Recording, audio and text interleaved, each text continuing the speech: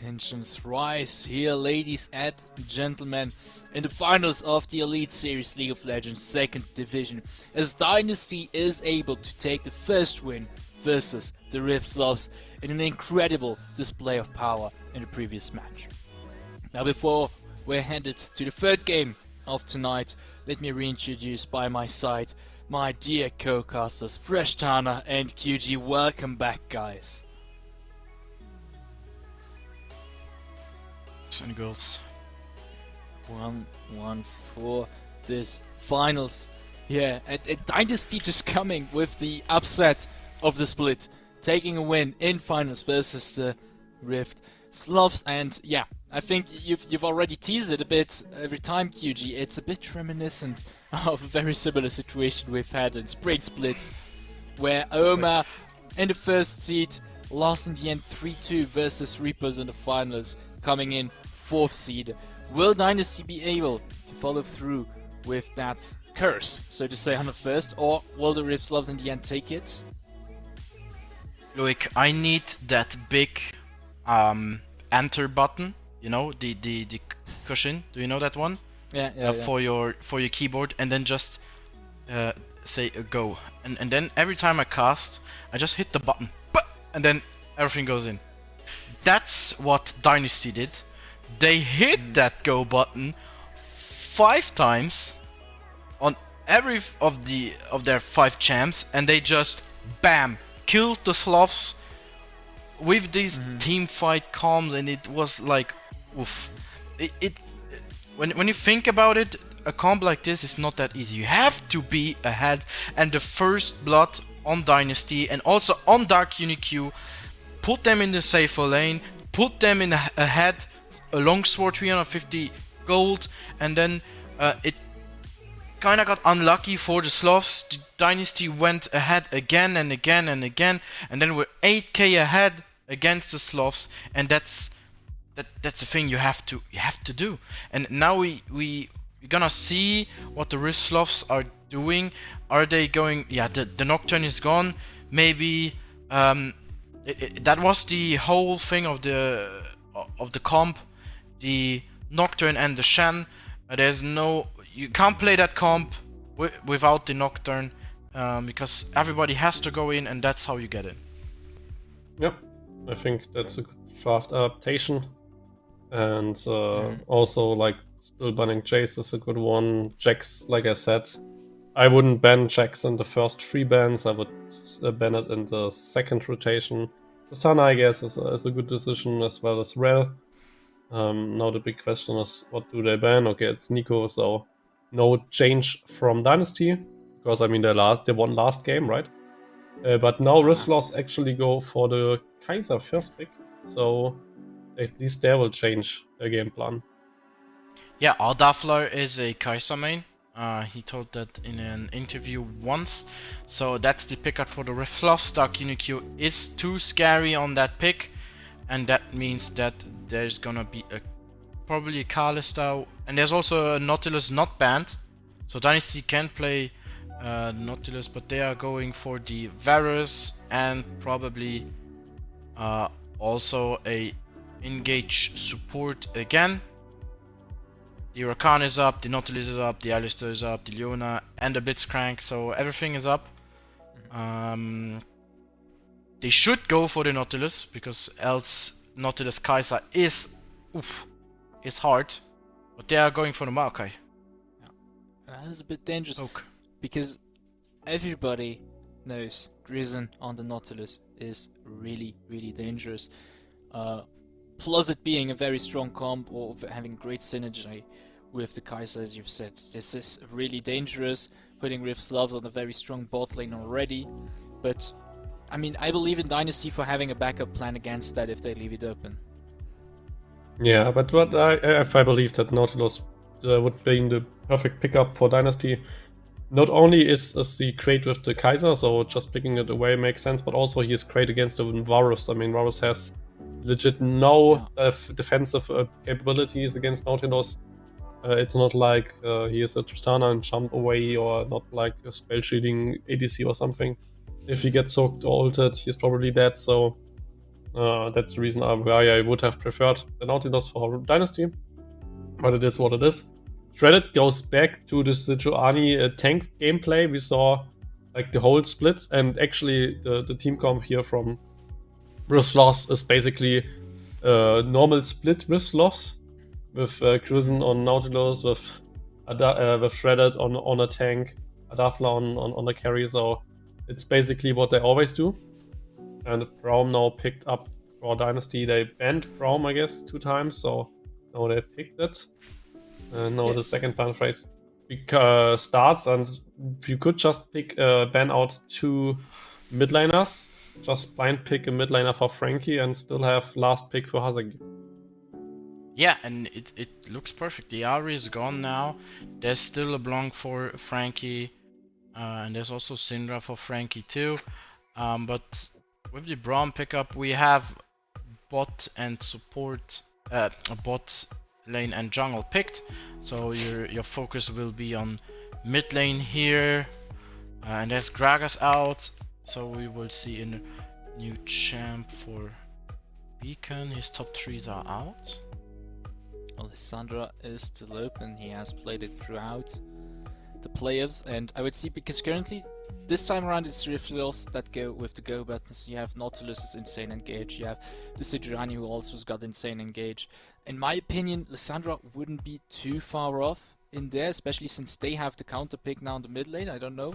Can Silas? Silas is a very good pick. They have very good ults. The Nautilus and the Sejuani ult to engage. So Silas just takes the engage and says, yeah, it's mine. Let's go. But still, it's Silas blind pick, right? I don't think that that's best decision. Okay, now LeBlanc, like he can't steal a crate ultimate at least, so that's something. It's a not bad matchup for the Silas against the LeBlanc. The matchup is not that bad. I think once level 6 hits, it's gonna be a lot rougher, because you're off 1 ultimate kind of in the laning phase here, because you can't make that much of a great use of it. And to blind pick Renekton for the top lane here. Yeah, you need some damage on top lane, and it should be some AD. Oh, they're going for the pop. Oh,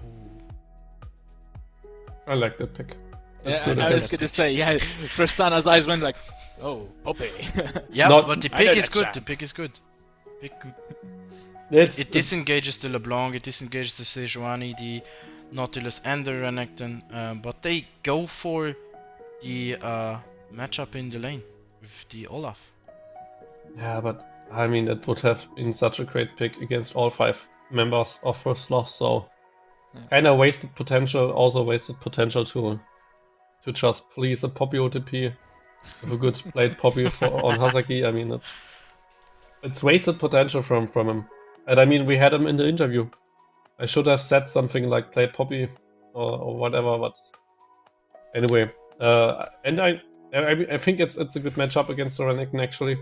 Especially, I talked with a top line man like for our own playoffs, and he usually says, if I don't have Ignite on Renekton, the matchup is basically over. So you need to play really fancy to win a lane against Olaf, and I don't think that Lex will take the Ignite, so it will be a tough time for him. And with that, it's a good counter pick here for Asagi. Yeah, but with the engage, there is from Dynasty, there's still they have like 4 champs that can go in. Like it suits good, and they have poke. They have the poke in the game, so it will be fine. The matchup, the top lane matchup is interesting, and the mid lane matchup, because I think that Silas after level 3 has the upper hand, and also later into the game he also has an upper hand because he's one more auto attack reset champ that goes for the Braum, and with Sejuani, you only have two other melee champs that can proc your E. Well, Renekton can instantly proc it with the stun, and then you E just behind. And well, if you fight against the Olaf, you can just CC with it. I think that's why Hasagi took the Olaf. So if there is a gank from Sejuani, the Renekton Sejuani comp isn't that punished with the W and the E stack, so you are CC'd for like 4 seconds and just put your R button and run away. It's just like a Cyan screams cowards when he just ults away, just like this. The Ragnarok does the same. It is a safer pick for Hasagi, I think, than the Poppy. Yeah, but it's hard. Might definitely be in Shredded's interest to maybe get a few early ganks in the top lane while the combo still works, and get Lex ahead on the Renekton so he can have a chill lane afterwards against Hasagi.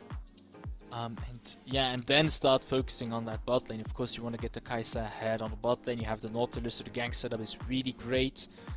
There on the sides of Rift Sloths, you have something like a LeBlanc that can easily roam once the wave gets cleared. So, yeah, I think that might be what they go for in terms of what Shredded should be doing in the early game, at least. Yeah, definitely. So some interesting matchups, some interesting drafts indeed. If we just want to slowly do a little prediction, because now both teams won a game, who won this draft, who will win this game, starting with you, QG, who has the better draft, who will win it? Oh, if there would be a Poppy, I would say Dynasty. But the engaged buttons with the Silas are on Dynasty side, and I think now I trust my guts to go with the go buttons, and the go buttons are on the red side here, and therefore I think Dynasty can take the second game. They have also the mental advantage. Loic. I personally think I'm kind of tied. I still think that it all depends at this point on the morale, I think. If the Rift Sloths get a bump from losing, like Dynasty did in the first game, I believe they could take it home. And it's hard to say how they react to lose, because they've never lost in this split yet. So I think it's a big wild card. Maybe a lose when you've never lost, that can be absolutely tilting. You're like, oh, how did we lose that? You just mull over how that happened. But it can also be okay, let's focus and properly focus this time around to make sure we get the win, because I think on paper Rift Sloths are still the most superior team. So for me it's really hard to say, because there's this big variable of the morale. Okay, perfect. Let's start into this third game of the day. Rift Sloths against a Dynasty. Both won one game now, and we are still blue side, red side. Nothing have changed. And last time it all started with a big bang, you could say, but it started with like this first blood on Prison. This time we see that both teams will start with the 5v5 cover, so probably no quick first blood. Yeah, and the Sloths are afraid. If they miss the hook, they're done. And also, Braum and Olaf are very strong in the first levels. So if you hook with Nautilus and Braum just auto attacks you, you are dead. Because there's 100% CC. Yeah, and with Frankie CC, Humlu CC, the damage from Dark Unicorn in the C, the Sloths here. So maybe Grizz is going to... No? I really like what Dynasty did here. Hasagi's aggression on Lex, kind of disrupting Rift's 5-man spread, and taking that opportunity to sneak towards the red. Here we have a situation on the mid lane, Hasagi putting a lot of damage on Bikan, and keeping that going. I mean, they go in with a certain boldness that forces Rift to be a bit insecure, you know? Yeah, I mean, I kind of like it, but also Hasagi just, lost 200 life and just all his mana, even though he did not even lane. So is all of what he did is basically just bringing him himself behind because Lex could just teleport back. That's why he got this little deep ward. But at least he got a teleport out of Bukan. I mean, that's something. But still, I think it hurted his own lane a little bit more than the enemy. That's true. Yeah, but to give Frankie an edge against the LeBlanc in there's level 2. Yeah, I really like this move. No, you get to level 2 early, but Rift Sloths also not stepping down, trying to get as much damage out as they can. Both teams really on edge here to get the first move going. Yeah, but it reminds you of like the first 2 games where Q and Craplord played really aggressive both times in the bot lane. So they just keep on going, they just keep on playing aggressive in this matchup as well. Nice dodge. Yeah, and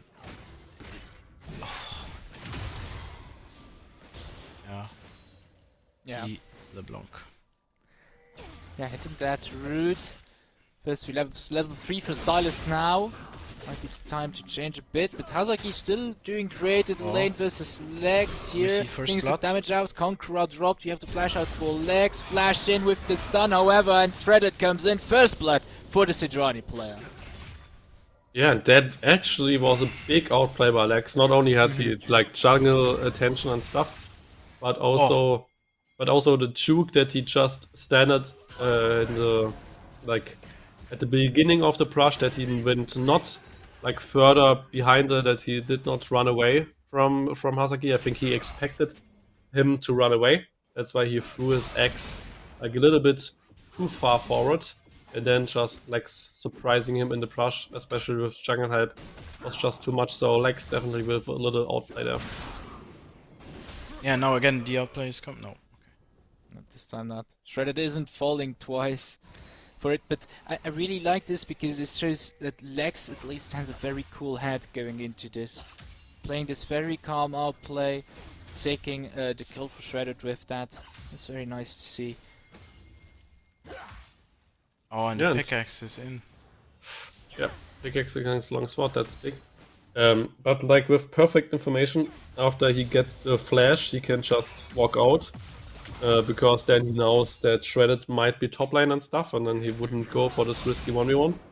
Because, I mean, he got a summoner spell, right? So why would you risk more? But he goes for it, he wants to get his team ahead, but got punished for that. Had a big move, Oh, nice the flash flash! in, nice flash from Frankie to dodge the hook, and now Crablot gets the stacks on Grizzin, have to be careful, Shredded came in, so that's more CC on the side. Drifts potentially, the stun goes through to Shredded. Grizzin getting really low with that ignite, but gets the CC on Crablot, that's a kill going to Bukan. Frankie has to be careful, he's really low as well, so assume double kill going to Bukan, and another kill to Grizzin. That's not good for Dynasty, that's not good for them, because now 2 kills for Bukan, he will go for the static build. 1 kill there for Grizzin in the end. And that's just the downfall in this early game for Dynasty. They just gave a lot there away. Even though Frankie was safe, he got calls to go in, because they might trade at least against Grizzin. But in the end, nobody died. And it was just horrible in the end, sadly, for Dynasty. Yeah, it looked unlucky. Maybe they should have just go away and take some flashes out. And not get the trades anywhere. But also gives the blank a 2-0 lead. Also And her that's really damage goes up. dangerous. Yeah, look at Albeit that. Frankie played this really nice right now, still gets a bunch of damage in from Bukan. Yeah, and Khan has the upper hand. He has the static soon. And with the static, the wave clear goes up, and that means that Frankie has to stay and clear the wave, and he can just go around and maybe gank. Yeah. Yeah, With I the mean, CC there is. one big advantage usually for Silas is that he plays against mages, and he can usually dodge the spell with his 2 dashes and stuff, and The mages don't have like huge auto attacks, but in such a matchup where like the enemy is rushing static and has a lot of auto attack damage because of that, and LeBlanc doesn't really have too many skill shots, so to say. She can definitely play those aggressive trades because she always out damages them. Now a gang on the bot lane. Humulu is gonna flash into Grizzon, but Dark UniQ isn't there in time to get the damage out on the Rift. So bot lane, and now it's Reddit is just around the corner. Drake is up in the meantime on the top lane. We have a situation, a lot of damage from Lex going to Hazagi, but careful because Rift Ragnarok still very strong. Lex does pick up the kill and the situation keeps on going on the bot lane. Dynasty very close to the turret, however, are very safe right now. They do get a lot of damage from Ardafla here. And Humlu goes in, we have the Ignite dropped on the tree, and that's a kill going to Ardafla to keep the push going. Traveler starting to get really low, but Shredded is shredding that Dark UniQ. Double kill for the Kai'Sa player. And Drake is up, meaning that Rift could either go for that or just go for a reset. They do have currently control over this game. It's kind of 4-kill lead in after 8 minutes. I mean, this game is close to being over for Dynasty just from the early game itself. It's a total stomp.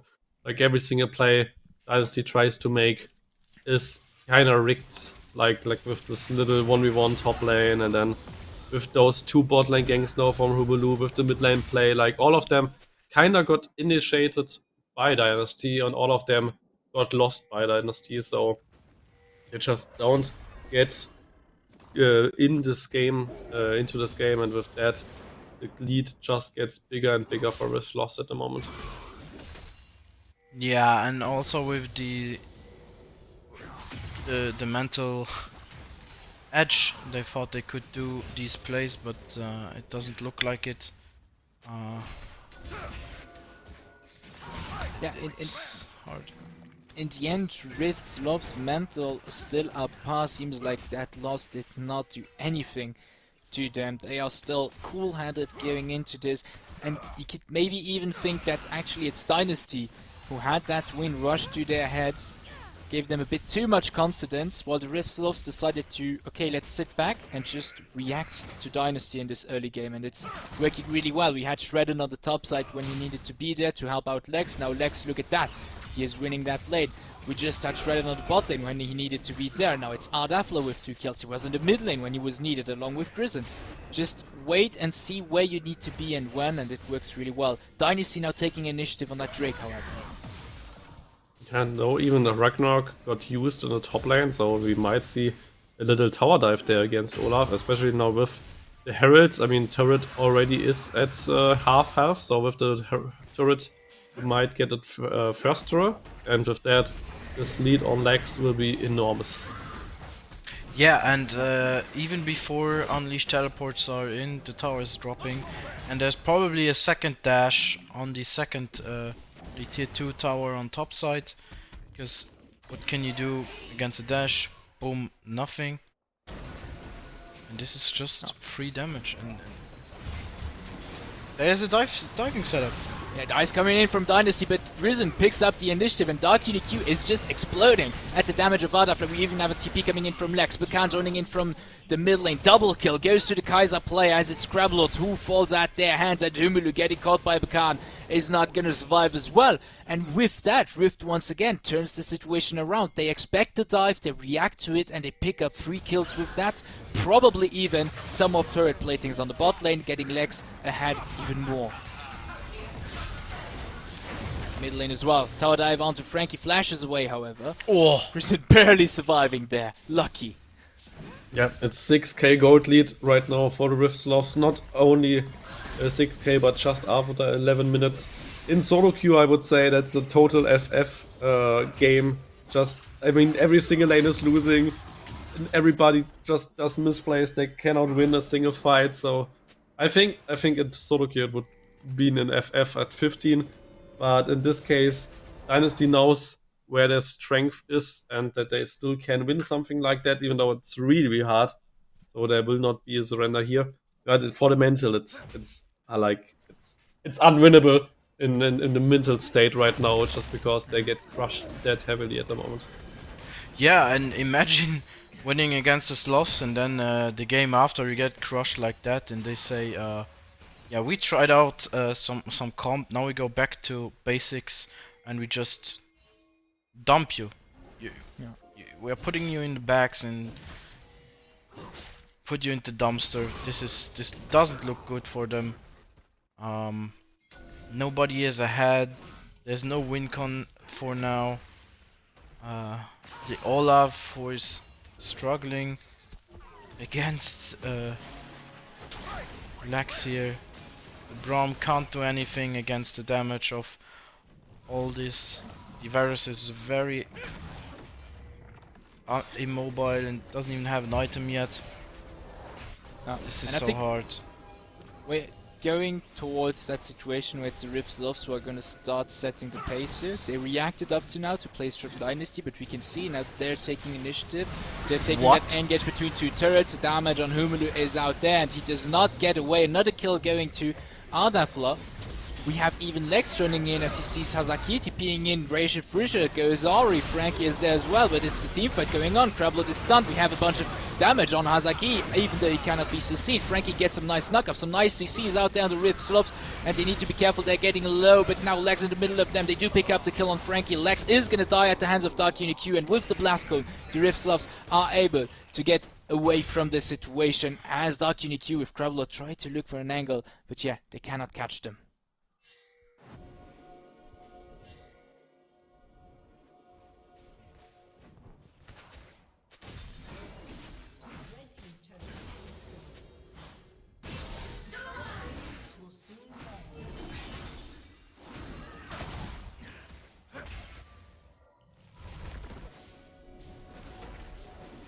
And I'm sorry, I was muted. I'm sorry. Anyway, it was just a good team fight by Rift Sloths there. yeah, and it doesn't look good. Everybody was low of the Sloths, and they still won these fights because of item advantages. If Olaf would have had the Hydra, the Ravenous Hydra, he would have been a bit more tanky because of the massive rise steal he gets, but he doesn't have it, and that's the item advantage that Renekton has. He's just tankier with the healing he gets. Absolutely. And that's really rough. I think like Dynasty's got a comp that's really good at reacting plays from the enemies, right? So you have Glacial Fissure, which is incredible defensively. I mean, enemies engage you, you get a good ulti out, great. Chain of Corruption as well, great reaction spell. The hijack from Frankie as well. I mean, they have a lot of reactionary spells, and they were not able to capitalize on that. Yeah. And now they're in the position where they need to react, but they're already far behind. And look at that, Rift Sloths can just start the engage, and the damage is there. Ardafla goes back in with the ultimate, and that's the damage on Krablot, who's the first to fall, and Rex joins in, just always there. Lex, god damn it. Yeah, good dive there. And they got a turret out of the situation, so at the moment they're 9k ahead after 50 minutes. Now the top lane teleport just to defend this turret. They get the first Drake for them. And 14 and 1, I mean, what a big crush here from the Rift Sloths. They just get ahead and ahead and ahead. Yeah, it doesn't look good for it doesn't look good for Dynasty here.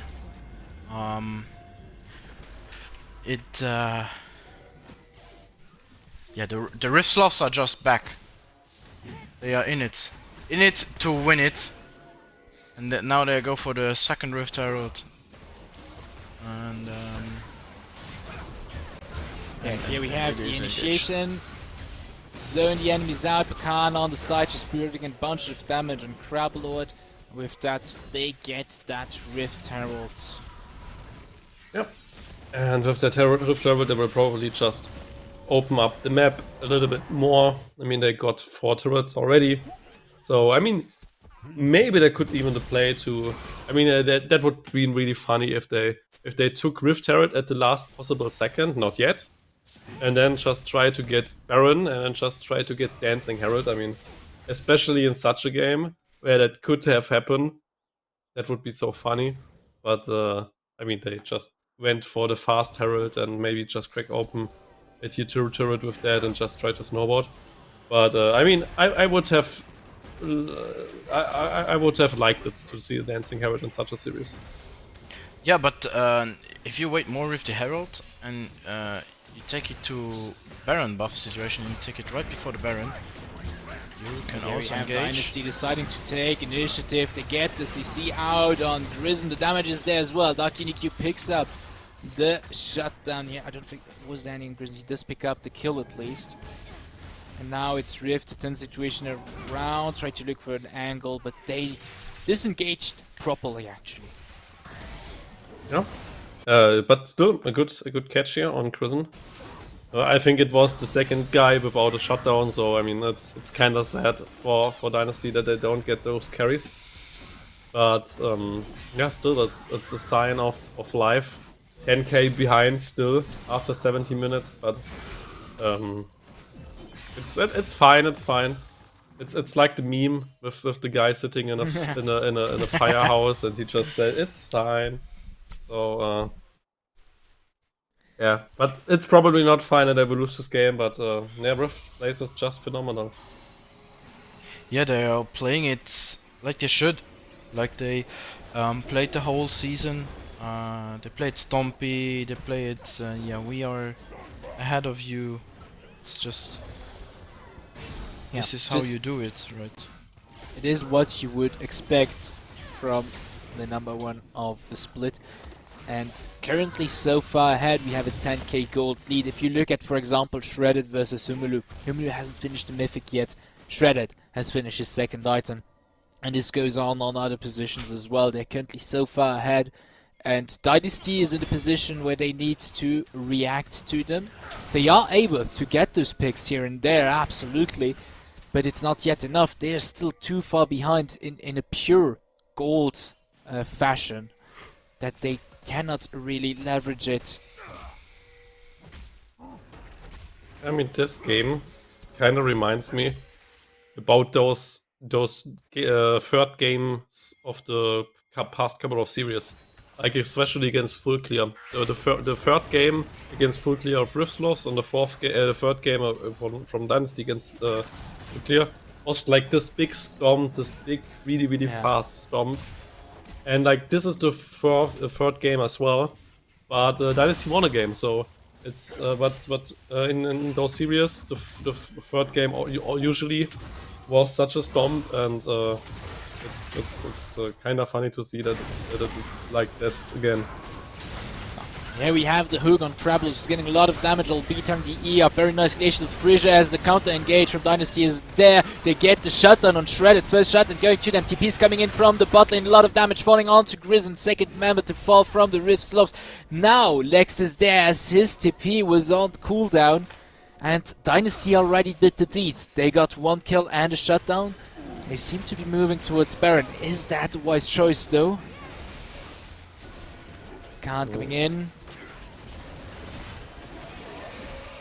Be doing it. Rift Sloths have a tough time getting it. Lex is waiting for the angle. Nice damage on Hazaki. Lex comes in with the dominance and the damage is there. Hazaki falls. Double kill going to the Regnecton player as he keeps being alive. They do get him down. However, Dynasty on the back foot now. It's an ace for the Rift Sloths. 3v5. I mean, Lex, what a monster going in there. Yep. Great play by them, and especially this Baron debuff.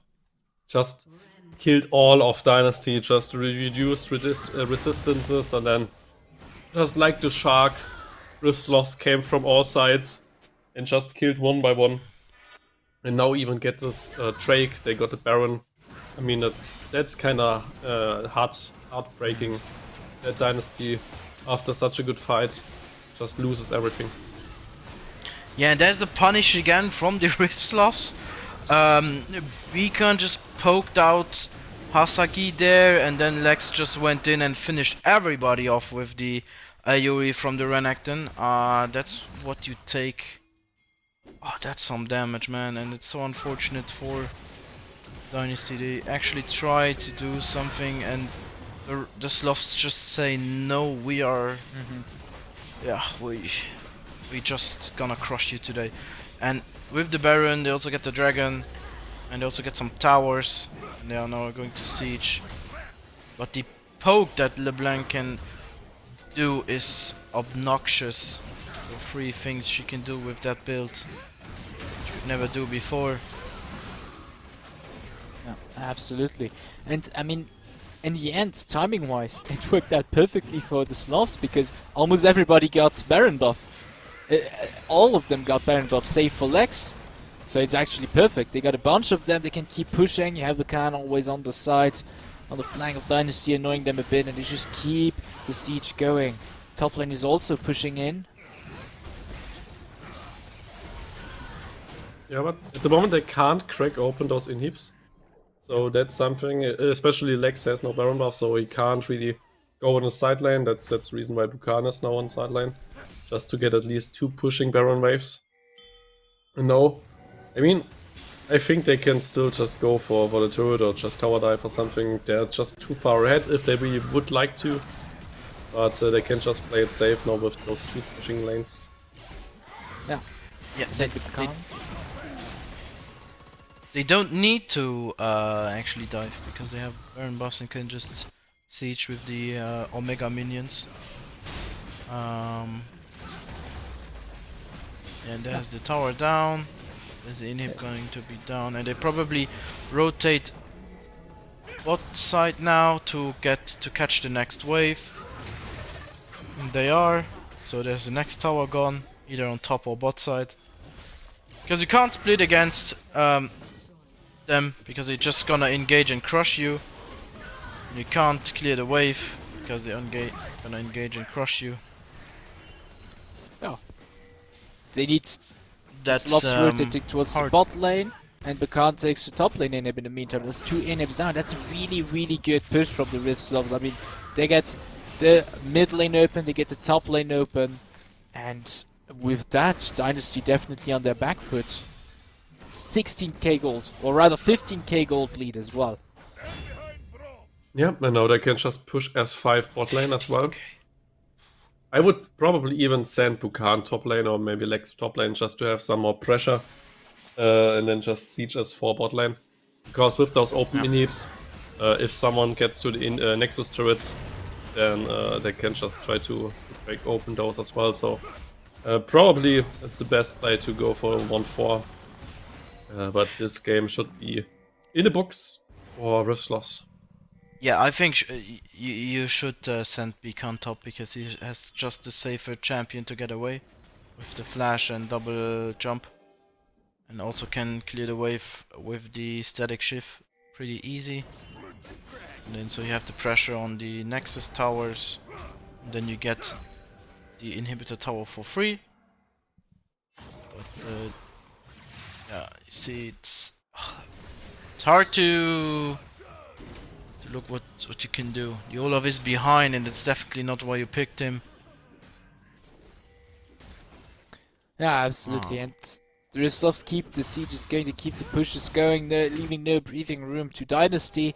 You see, when people move out to stop the push on the bot or on the mid, it's just Buchan goes back on the top lane. You cannot stop him 1v1, you would need more people. You can at best clear the waves that come into the Nexus. It's getting tougher and tougher. Now Buchan behind Dynasty, be careful. Really good at clearing those waves, however. Oh yeah, we have the engage from Hulu coming and Ryzen as well from the backline. We have Nature's Grasp. Hulu is getting really low, however. Here's the first to die at the hands of Ardafla. Very nice stopwatch from Lex saving his life. Grizzin tagging the turret, and that's the damage. The combo off the Rift Sloth. Quadra kill for Ardafla. And Frankie, is he gonna get away? Of course, you don't get away from Ardafla. Pentakill. After 25 minutes, they will close out this game and destroy Dynasty in a not very close game, and will go 2-1 again as a lead in the series. Wonderfully played by Rift Sloths. I mean, they got this first loss, but then bounced back like they never lost before, so it was just beautiful by them. They just say, we're gonna win with a bonus, and we give Ardaflar a pentakill in a final series. And yeah, the Sloths, the mantle didn't break after the loss. That's very good.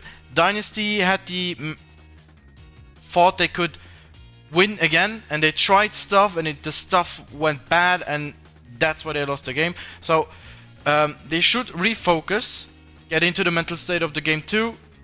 Now they know, yeah, we are not the Sloths are not to underestimate at this point. Yeah, so definitely. just think of a draft that you can actually play very good. I think the Nautilus was the changer here with the Braum. Maybe the Varus would be safer, but it doesn't change the top lane situation. Well, in the end, Rift Sloths being able to go 2-1 after enduring a first loss during or in this split at all, actually. And with that, they are at match point. And next game might be the deciding game. Will the Rift Sloths be able to take it home cleanly on the 4th game of tonight? Or will Dynasty be able to make a last stand and pull this BO5 series into a 5th match? We will see how that goes just after a short break. Time for us to catch a breather for the players as well, and we'll see you very soon.